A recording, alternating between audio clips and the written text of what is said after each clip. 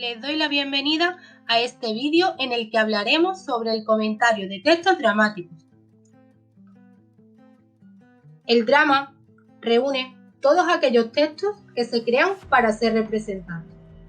Por lo tanto, hablar de drama implica hablar de la representación de un texto en un espacio teatral. Entre las características que presentan los textos dramáticos podemos encontrar, en primer lugar, que la historia se presenta directamente a través de las palabras y las acciones de los personajes, sin la intervención de un narrador. En segundo lugar, la forma de comunicación verbal es el diálogo. Y por último, estos textos pueden ser leídos, pero su emisión y recepción son esencialmente colectivas.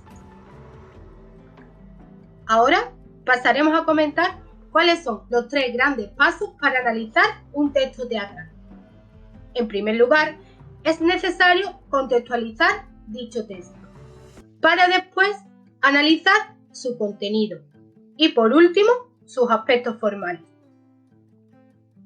A la hora de contextualizar un texto teatral, es necesario, en primer lugar, decir a qué obra pertenece el fragmento, el lugar que ocupa en su estructura y la época en la que fue escrita. También debemos nombrar quién es su autor y a qué movimiento literario se adscribe. Por último, es preciso mencionar que pertenece al género teatral y detallar a qué subgénero pertenece. Ahora pasaremos al análisis de su contenido. En primer lugar, el resumen de un texto teatral debe sintetizar el conjunto de sucesos protagonizados por los personajes. En segundo lugar, para establecer el tema, es necesario identificar el conflicto.